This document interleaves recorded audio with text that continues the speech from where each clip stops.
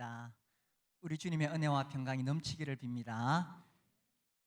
이 성찬 예배 후에 서로 돌아보며 인사하기로 했는데 제가 계속 깜빡 잊어버렸어요. 우리 조금 전에 서로 축복했지만 한 번 더 인사하면 좋겠습니다. 예, 안녕하세요. 잘 오셨습니다. 예, 예. 예, 우리 이번 올해 표를 한번 읽어볼까요? 시작. 하면 행복해집니다. 어떻게 올해 이걸 좀 체험하고 계십니까? 지난주에 이런 기사가 났어요. 요즘 청소년들 사이에 숏패딩이 유행하고 있다. 오늘 아침에 또 나왔더라고요. 한동안 그 롱패딩이 유행했잖아요. 근데 이제 그거 아무리 긴 거 좋은 거 있어도 이제 숏패딩이 다시 유행하는데 이게 비싸더라고요. 수십만 원에서 수백만 원 하더라고요. 근데 이제 이 친구들이 누가 하나 입고 오면은 이제 집에 와서 그거 사달라고 저러니까 이제 부모님이 혹시 내 자식이 기죽을까 봐서 안 사줄 수가 없잖아요. 근데 재밌는 거는 백화점에 가보니 이미 다 팔려서 품절이에요. 비싼 것부터. 아무튼 이 우리나라에 이 물질주의가 너무 깊숙이 들어왔어요. 그러니까 아무리 많은 것을 가지고 있어도 만족하지 못하고 감사하지 못하니 행복하지 못한 거죠. 우리 청소년들은 그런데 휘말려 들지 마세요. 롱패딩 딱 입고 가가지고 나는 하나님의 자녀이다. 기죽지 마세요. 딩크족이라고 하죠. DINK, 더블 인컴 노 키즈. 이 맞벌이 하면서 자녀는 낳지 않고 물질적으로 풍요로운 삶을 살겠다. 요즘 이 젊은이들이 결혼도 안 하려고 하고 결혼을 해도 자녀를 안 낳으려고 해요. 우리나라 지금 심각하잖아요. 0.78에서 지금 0.7로 내려오고 있는데 지난주에 이 우리나라 상황을 분석한 보고를 제가 읽어봤습니다.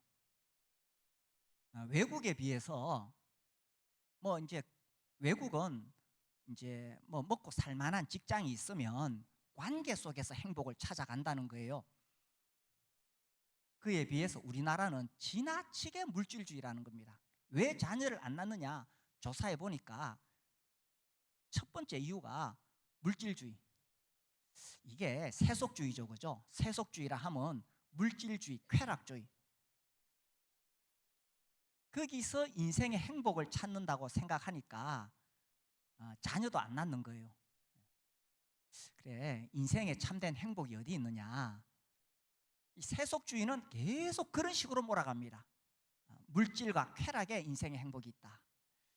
하나님 말씀은 그렇지 않죠. 감사하는데 행복이 있습니다.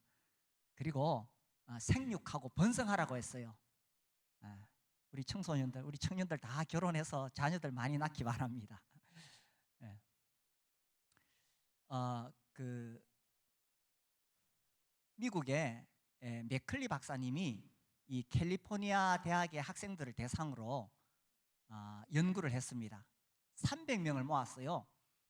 100명에게는 이제 하루가 지난 다음에 그날 있었던 일을 모두 적어보세요 이렇게 했습니다. 또 다른 100명에게는 그날 있었던 나를 기분 나쁘게 했던 화가 났던 일들을 모두 적으시오 이렇게 했습니다. 이제 나머지 100명에게는 그날 감사했던 일을 적으세요. 이렇게 3주 동안 21일 동안 매일 적게 했습니다. 자, 어떤 결과가 나왔을까요? 두 번째 그룹, 그날 화가 났던 일을 적으세요 했던 그룹은 그 3주 동안에 계속 사람들하고 다투기도 하고 또 연인과 헤어지기도 하고 또 위장병이 생기기도 하고 이 몸과 마음에 막 부작용이 생기는 거예요. 그에 비해서 감사했던 일을 적었던 100명에게는 이 스트레스가 줄고 하루하루 사는 게 만족하고 새로운 친구들이 막 늘어나게 되고 예상했던 바잖아요. 그런데 해보니까 실제로 그랬더라는 겁니다. 그래서 이 박사님이 그 연구한 자료를 마지막으로 종합적으로 이렇게 보고를 합니다. 감사했던 사람들에게서 일어났던 일, 감사하는 사람은 스트레스를 잘 받지 않습니다. 감사하는 사람들은 다른 사람들보다 내가 행복하다고 느낍니다. 감사하는 사람들은 다른 사람들에게도 기쁨을 줍니다. 감사와 불평은 바이러스와 같아서 다른 사람들에게를 전염시킵니다.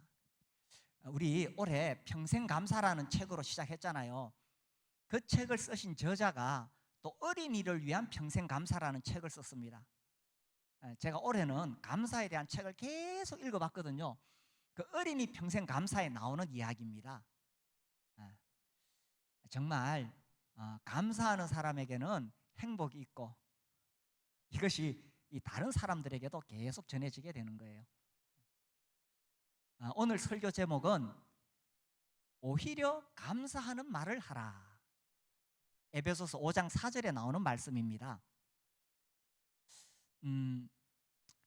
감사하는 말을 하라. 먼저 이 말의 위력에 대해서, 말의 능력에 대해서 우리가 생각해 보려고 해요. 이 말에는 엄청난 능력이 있죠. 특별히 선한 말은 꿀송이 같아서 마음에 달고 뼈에 뭐가 될까요? 양약이 되느니라. 우리 잠언 찾아봅시다. 성경에는 이 말에 대한 말씀이 굉장히 많이 나옵니다. 잠언 16장, 욥기, 시편, 잠언이죠.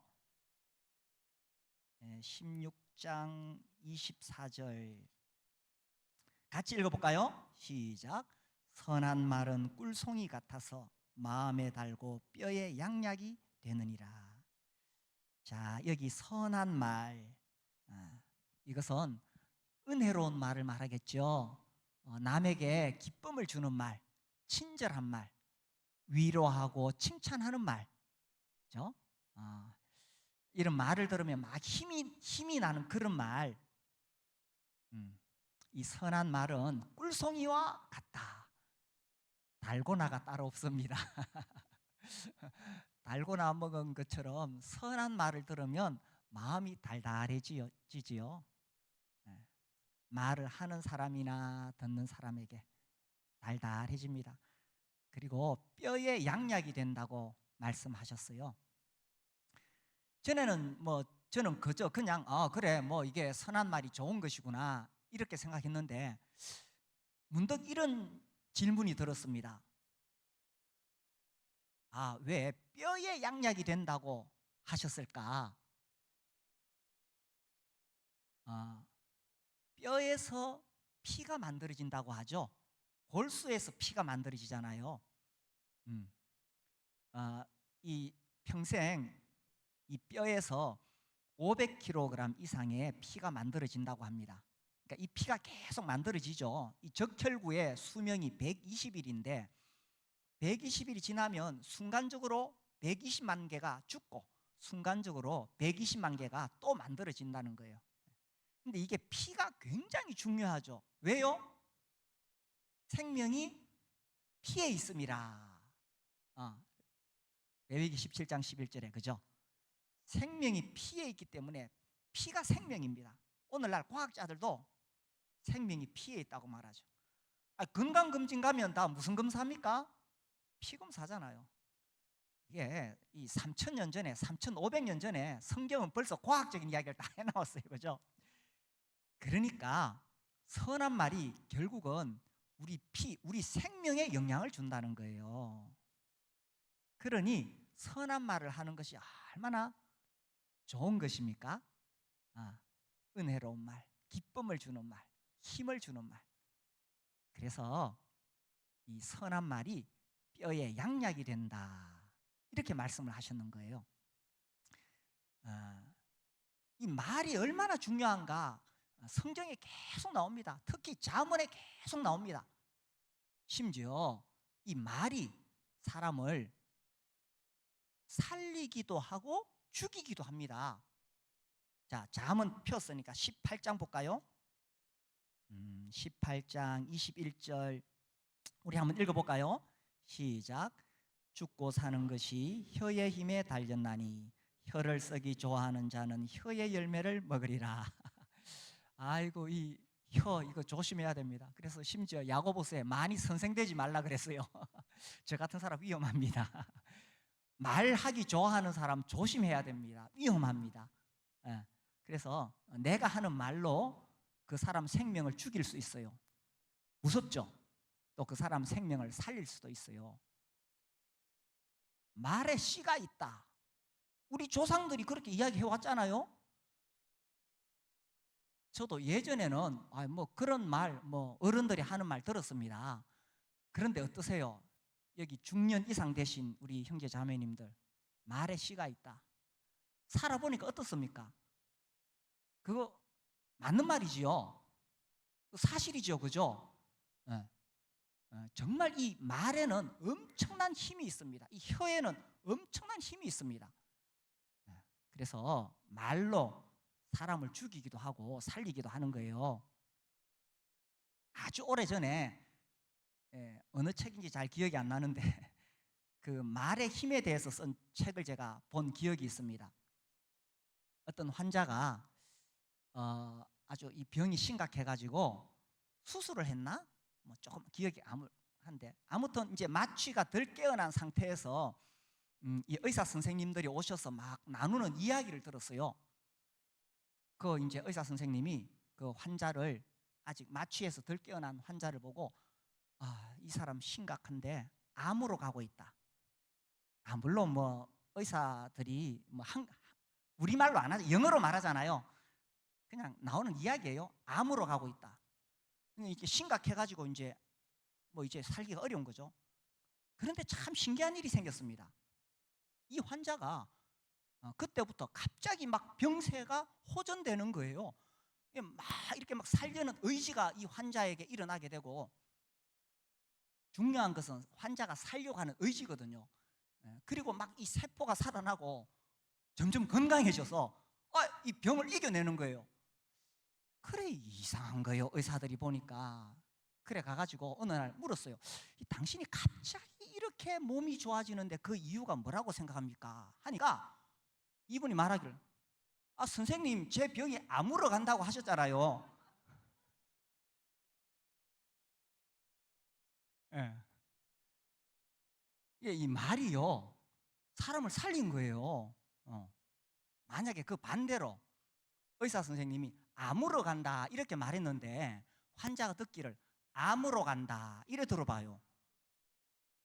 그럼 멀쩡한 사람도 죽는다니까. 야, 이 말이라는 게 얼마나 힘이 있는가. 뭐 거기서 예화로 들어놓은 이야기인데 이게 사실이니까요. 그래서 이 말에 힘이 있다는 겁니다. 이제 성인들이 보통 2만 6천 개의 단어를 알고 있다고 합니다. 우리가 알고 있는 이 단어를 가지고 어떻게 말하느냐, 이게 사람을 살리기도 하고 죽이기도 하는 거예요. 결혼을 했어요, 부부가. 그죠? 부부 사이에도 그렇잖아요. 내가 이 말로 내 배우자를 죽일 수도 있고 살릴 수도 있어요. 서로 가까운 사이니까 말을 막 하게 되는데 내가 잘못 말하면 죽일 수도 있어요. 반면에 살릴 수도 있어요. 말에 힘이 있다는 것입니다. 자, 우리가 예수님을 믿어서 하나님의 자녀가 되었어요. 하나님의 자녀가 되었을 때 어떻게 살아야 되느냐, 우리 에베소서 오늘 본문 돌아가 봅시다. 에베소서 5장 1절에 보시면 에베소서 5장 1절, 그러므로 사랑을 받는 자녀같이 너희는 하나님을 본받는 자가 되고. 우리가 정말 예수 믿고 구원받았으면 이제 하나님의 자녀가 되었잖아요. 야, 이거 얼마나 놀라운 은혜입니까? 그래서 우리가 매주마다 떡과 잔 앞에서 감사를 드립니다. 하나님, 나 같은 죄인 살려주셔서 감사합니다. 그렇게 이제 구원을 받았으면은, 하나님의 자녀가 되었으면 하나님을 본받는 자가 되어라 라고 했을 때에 이 그 밑에 나오는 이야기가 읽었던 4절이에요. 하나님의 자녀는 말이 달라진다는 것입니다. 감사하는 말을 하라. 말이 달라진다는 거예요. 하나님의 자녀가 되어서 변화되는 것 가장 큰 특징 중에 하나가 말이 달라진다는 거예요. 그 앞에 4장 25절 보세요. 4장 25절 우리 같이 읽어볼까요? 시작. 그런즉 거짓을 버리고 각각 이웃과 더불어 참된 것을 말하라. 이는 우리가 서로 지체가 됨이라.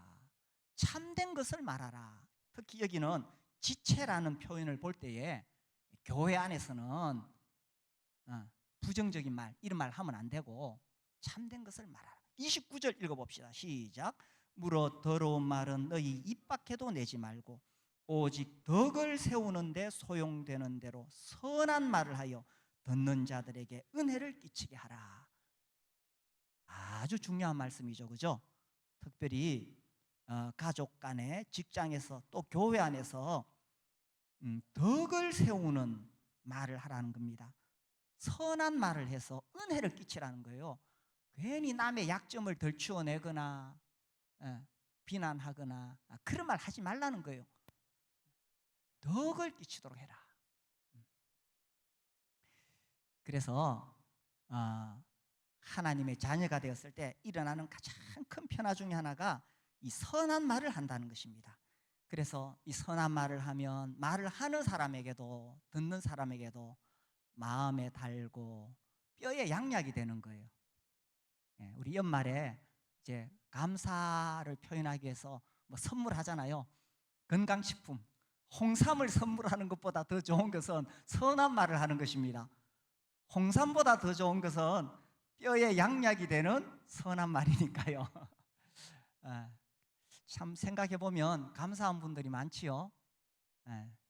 제가 이 감사 훈련을 하면서 이제 더 그런 걸 느낍니다. 이제 저도 매일 아침 이제 우리 성도들 명단을 보면서 쭉 기도를 하는데 우리 형제님들, 자매님들 이렇게 볼 때마다 참 감사가 넘쳐요. 특별히 어떤 분들은 주님 참 이분으로 인해서 감사합니다. 오늘 또 이렇게 우리가 함께 앉아 있다는 것이 참 감사한 일이잖아요. 제가 하나님 말씀을 전할 수 있도록 이렇게 들어주셔서 감사하고, 우리 함께 교회 안에서 주님을 섬길 수 있으니 감사하고, 우리 형제님들, 자매님들은 우리에게 굉장히 소중한 분들입니다. 그래서 우리가 선한 말, 덕을 끼치게 하는 은혜로운 말, 이것이 우리 교회를 풍성하게 하고 또 내 삶을 풍성하게 하고 우리를 행복하게 하는 거지요. 자, 선한 말은 양약이 되는데 그 반대로 악한 말은 몸과 마음에 뭐가 될까요?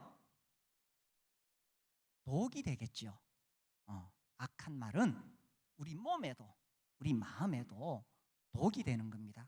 여기 에베소서 5장 4절 누추함과 어리석은 말이나 희롱하는 말이 마땅치 아니하니, 이 누추함, 이 어떤 더러운 말을 이야기합니다. 특별히 성적으로 음란한 말을 이야기합니다. 왜 한 번씩 기사에 뜨잖아요. 뭐 부장님, 사장님이 여직원들을 성희롱 해가지고 그 말로서 그렇게 해가지고 고소당한 이야기들이 나오잖아요. 하나님의 자녀는 뭐 그런 말 전혀 그런 말하고는 거리가 멀죠. 어리석은 말, 진짜 바보 같은 말, 해서는 안 되는 말, 그 말 해가지고 엄청난 손해를 보는 말, 이거 어리석은 말이잖아요. 또 희롱의 말, 남을 비난하는 말, 비웃는 말, 특히 어떤 누군가의 약점을 자꾸 덜추어내는 거, 특별히 교회 안에 어떤 문제를 자꾸 덜추어내려고 하는 말, 이런 말 마땅치 않다는 것입니다. 그리고 이런 말을 하게 되면은 결국 관계를 깨뜨립니다. 말이라는 건요, 돌고 돕니다. 너한테만 하는 말인데 그 말이 돌고 돕니다. 결국은 다시 들려옵니다. 그렇죠? 무섭죠? 그래서 그런 말 하면은 관계가 깨뜨려져요. 그러면 공동체 전체에 누가 됩니다. 이 간혹 뭐 우리 교회는 없습니다만은 자기는 어떤 약점을 찾아내 가지고 딱 지적하는 게 은사래. 옛날에 그런 자매가 있었어요. 사명감을 가지고 문제점을 자꾸 덜추어내야 된대. 그게 은사일까요? 그건 정말 공동체를 무너뜨리는 겁니다. 그리고 진짜 문제가 있다면 교회 리더들에게 찾아와서 이야기해야 됩니다. 근데 알고 보면 오해가 굉장히 많아요. 오해된 게. 근데 사탄은 그런 말을 통해서 공동체를 깨뜨리는 거예요. 그래서 이런 부정적인 말이 하나님의 자녀에게는 마땅치 않다는 것입니다. 제가 이 말씀을 보면서 성경에서 가장 어리석은 말을 한 사람들이 떠올랐어요. 야, 이 진짜 바보 같은 말을 해가지고 쫄딱 망한 사람들. 민수기 14장 한번 볼까요? 창출내민신. 이 민수기 14장은 이제 가나안 땅에 왔지요. 그 앞에 왔습니다. 12명의 정탐꾼들이 정탐하고 보고를 했습니다. 여호수아와 갈렙은 하나님이 우리에게 주신 저 가나안 땅에 우리가 쳐들어가자 이렇게 말했는데 10명의 정탐꾼들은 아이고 그 가나안 땅에 거인들이 산다. 우리는 싸우면 이길 수 없다. 우리 메뚜기 같은 우리가 어떻게 싸울 수 있겠느냐. 우리 다 망한다. 자, 이 10명의 정탐꾼의 이야기를 듣고 온 백성이 울고 불고 난리 났습니다. 14장 온 회중이 소리를 높여 부르짖으며 밤새도록 통곡하면서 2절 이스라엘 자손이 다 모세와 아론을 원망하며 온 회중이 그들에게 이르되, 이 하나님이 세우신 리더들을 공격하는 거예요. 이건 무서운 겁니다. 우리가 애굽 땅에서 죽었거나 이 광야에서 죽었으면 좋았을 것을. 이 하나님을 향한 불신이에요. 어찌하여 여호와가 우리를 그 땅으로 인도하여 칼에 쓰러지게 하려 하는가. 심지어 막 하나님께 직접적으로 원망하지요. 우리 처자가 사로잡히리니 우리 망했다. 우리 다 죽었다. 애굽으로 돌아가는 것이 낫지 아니하랴. 이에 서로 말하되 우리가 한 지휘관을 세우고 애굽으로 돌아가. 야, 이건 정말 얼마나 어리석은 말인지 모릅니다. 아니 하나님께서 그들을 이제 그들을 위해 미리 찾아주었던 땅이라고 했어요. 이 가나안 땅, 젖과 꿀이 흐르는 땅, 이 좋은 땅을 하나님이 찾아두시고 그 이집트에서 노예 생활하던 그들을 하나님의 능력으로 이끌어내셔서 이 땅으로 인도하시고 그 땅을 주겠다고 수없이 약속하셨습니다. 그런데 막상 그 앞에 가서는 아이고 우리 망했다. 저 땅에 못 들어간다. 그러면서 모세와 아론을 원망했다. 하나님이 세우신 리더들을 비난하는 것은 정말 무서운 일입니다. 그것은 하나님을 향한 원망이거든요. 그리고 하나님 앞에도 원망했잖아요. 이건 정말 망할 일입니다. 그리고 우리 처자가 사로잡히리니 아유 내 인생 끝장났어. 별 볼 일 없어. 이런 말 하면은 정말 어리석은 말이에요. 우리 청소년들 시험 쳤는데 아이고 망했다. 내 인생 끝장이다. 그렇지 않습니다. 그죠? 그런 말 하면 안 돼요. 그런 말 하면 우리 살다 보면 사업이 어려워지고 문제가 커져서 진짜 막 죽고 싶은 그런 상황이 오잖아요. 그때에 그런 내가 망했다는 그런 말 하면 안 돼요. 말이 얼마나 무서운 건데. 이렇게 말했을 때 자, 얼마나 엄청난 대가를 치르느냐. 우리 그 14장 26절 보세요. 26절 여호와께서 모세와 아론에게 말씀하여 이르시되. 자, 27절 28절 같이 읽읍시다. 나를 시작. 나를 원망하는 이 악한 회중에게 내가 어느 때까지 참으랴. 이스라엘 자손이 나를 향하여 원망하는 바 그 원망하는 말을 내가 들었노라. 그들에게 이르기를 여호와의 말씀에 내 삶을 두고 맹세하노라. 너희 말이 내 귀에 들린 대로 내가 너희에게 행하리니. 혹시 이 말씀을 처음 보시는 분이 계실지 모르겠습니다. 이미 알고 계신 분도 계시고요. 가만히 보세요. 이거 굉장히 무서운 하나님의 말씀입니다. 27절에서 하나님이 들으셨다. 원망하는 말을 내가 들었노라. 우리가 원망하는 말 하나님 들으십니다. 그 다음에 28절에 내 귀에 들린 대로 내가 너희에게 행하리라.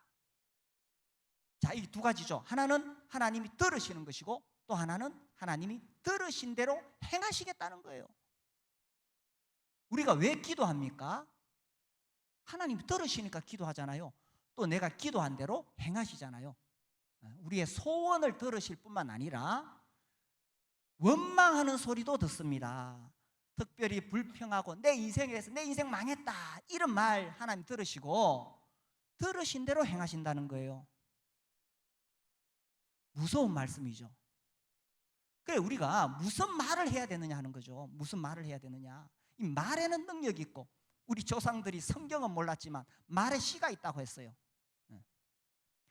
이 이스라엘 백성들이 정탐꾼들의 보고를 듣고 하나님, 그들이 비록 거인들이라도 하나님이 약속하셨으니 우리에게 그 땅을 주실 줄 믿습니다. 감사합니다.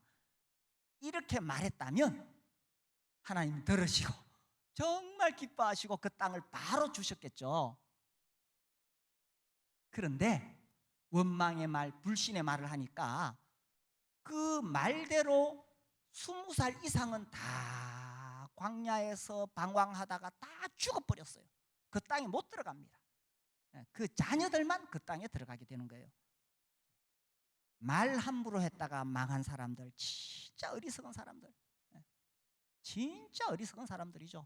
말 함부로 했다가. 예수님 말씀하셨어요. 마태복음에서 너희가 무슨 무익한 말을 하든지 심판날에 그 말로 너희가 신문을 받으리라. 그냥 내가 아무 생각 없이 툭 던진 말도,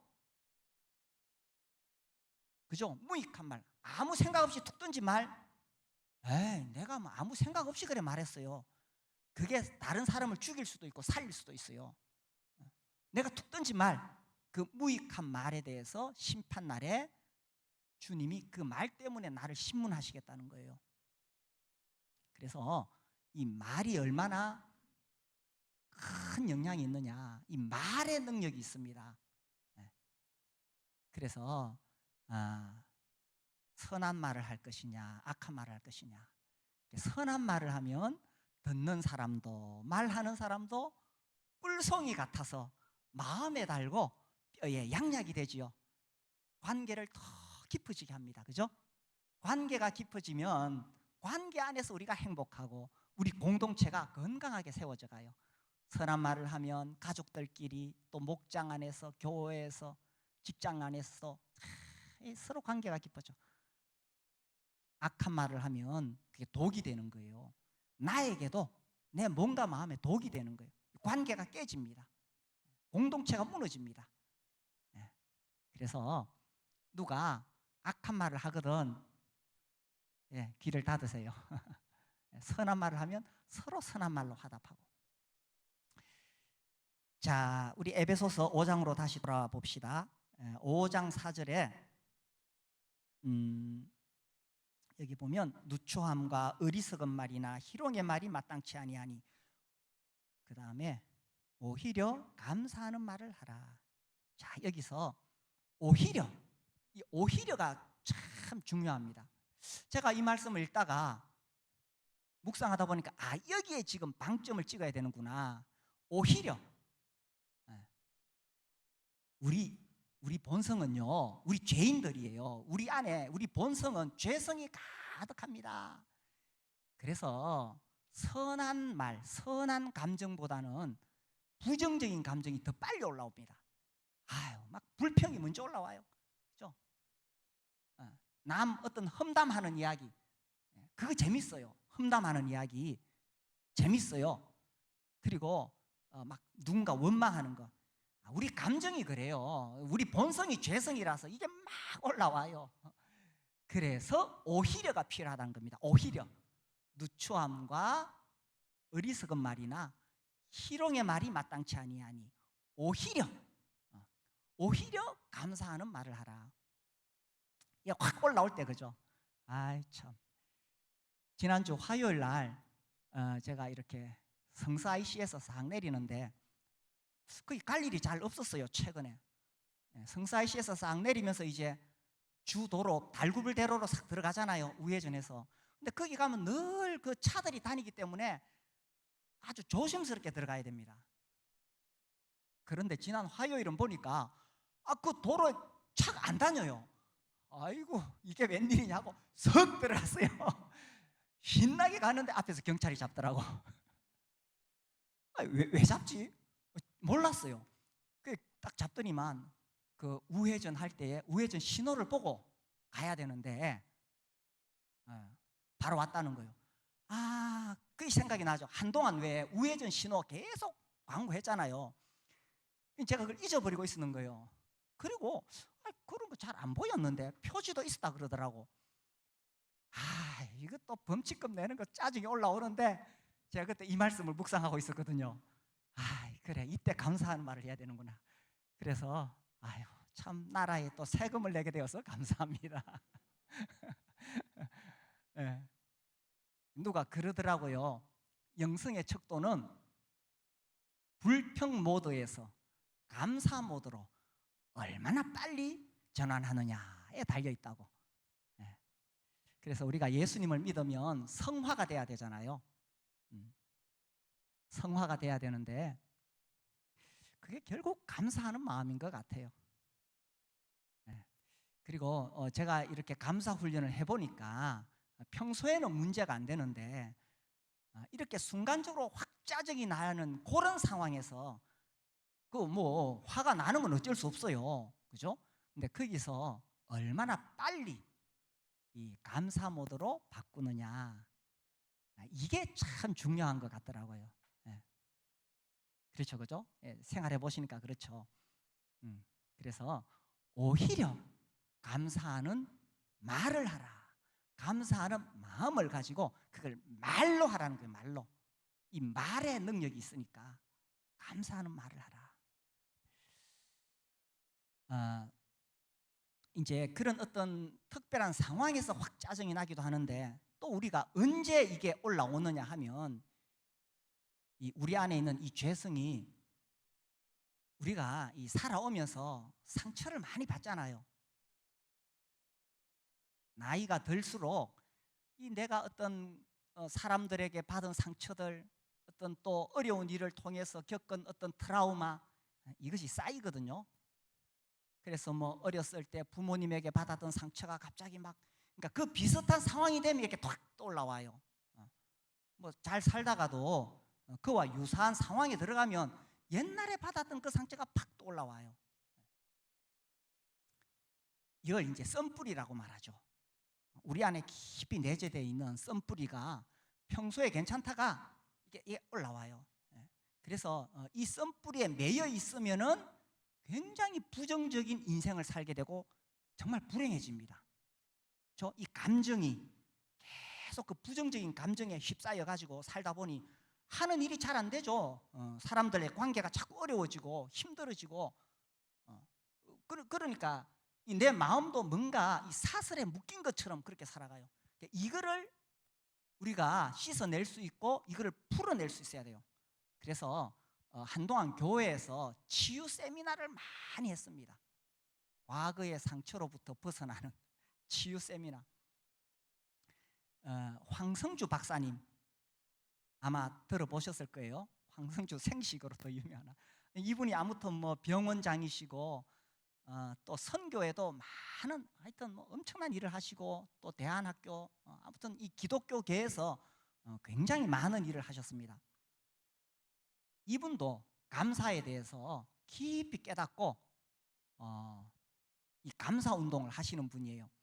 그러니까 이분이 이제 자기가 병원을 세우면서부터 이 마음 치유 세미나를 했대요.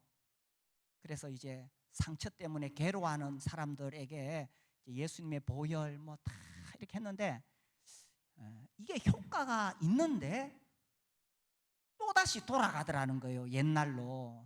또 옛날에 받은 상처 때문에 또 고민하고 괴로워하고 그러니까 주저앉게 되고 일어날 힘이 없어요. 그러니 인생이 제대로 풀리겠어요? 이거 어떻게 해결하지? 그러다가 이분이 이 감사에 대한 비결을 깨닫고 배우기 시작했습니다. 저도 사실 이 감사에 대해서 이제 배우기 시작했거든요. 그래서 제가 계속 전하잖아요. 이분도 감사에 대해서 배우면서 무슨 이야기를 하냐면, 내가 영혼의 뚜껑을 발견했다. 이 썬뿌리가 올라올 때에 그걸 덮을 수 있는 영혼의 뚜껑, 그게 바로 감사였다, 이렇게 말합니다. 우리 안에 이 썬뿌리가 확 올라오려고 할 때에 오히려 감사하라, 오히려 감사하는 말을 하라. 그렇죠? 오히려 감사하는 말을 하라. 그러니까 이 오히려가 참 중요하죠. 이게 확 올라올 때 오히려 감사하는 말을 하라. 그것이 이 썬뿌리를 누르고 다시 감사하는 마음. 감사하는 이 모드로 바뀌게 되면 모든 게 감사합니다. 무엇보다 나를 구원하신 하나님 앞에 감사하고, 출발은 거기서 되는 거죠. 그죠? 나에게 생명을 주신 하나님, 나와 함께 하시는 하나님, 나를 위해 십자가에 죽으시고 부활하신 예수 그리스도, 다시 우리가 이렇게 모두가 확 전환이 되는 거예요. 구원받았다는 사실 하나만으로도 얼마나 감사할 수 있는데, 이 썬뿌리 올라오면 그게 사라지잖아요. 다시 감사 모드로. 우리가 살다 보면 또 갑작스럽게 어려운 시련이 닥치기도 하고, 오랫동안 기도하는데도 풀리지 않는 숙제들이 있습니다. 근데 이런 것들이 우리를 불안하게 하고 염려하게 하고, 그렇죠, 낙심하게 합니다. 갑자기 문제가 생겼을 때, 그때도 오히려 감사하는 말을 하라. 18세기 영국 부흥의 주역이었던 존 웨슬리 이야기는 제가 자주 하잖아요. 아시죠? 그죠? 웨슬리, 감리교회 창시자. 이 웨슬리는 말을 타고 다니면서 계속 순회 사역을 합니다. 근데 이 순회 사역을 하는 중에 자기 집이 불이 나서 다 타버렸다는 소식을 들어요. 목사관이 화재로 소실되었다 하는 소식을 들었습니다. 아이고, 이 집 떠나서 늘 순회 사역하는 사람은 자기 집에 가서 쉬는 게 얼마나 중요합니까? 그리고 집이 불탔다는 것은, 이건 말할 수 없는 충격입니다. 우리 아무도 집이 불탄 경험을 해보시지는 않았으니까. 근데 상상은 되죠, 그죠? 자기가 살던 집이 불타버렸다, 집이 날아갔다. 야, 이거 엄청난 트라우마입니다. 그런데 아무튼 존 웨슬리 대단해요. 이렇게 표현합니다. 이렇게 말합니다. 하나님, 목사관이 너무 커서 제가 관리하기가 참 부담스러웠는데 이제 그 책임감으로부터 벗어나게 해주시니 감사합니다. 역시 거인들은 달라요, 그죠? 이분이야말로 오히려 감사하는 말을 하라. 이거 우리가 배우면 좋겠어요. 그래서 선한 말을 할 거냐, 악한 말을 할 거냐, 그죠? 관계를 깨뜨리고 공동체를 무너뜨리는 악한 말, 부정적인 말로 해가지고 나도 불행해지고 내가 속해 있는 가정, 목장, 교회도 불행해지고, 악한 말은 독이 되는 거예요. 반면에 우리가 선한 말, 은혜로운 말, 힘을 주는 말, 위로하는 말, 격려하는 말, 칭찬하는 말, 기쁘게 하는 말을 하면 그게 마음에 달고 뼈에 양약이 되겠죠. 무엇보다도 이 선한 말 중에 가장 좋은 말, 감사합니다, 감사합니다. 오히려 감사하는 말을 하라.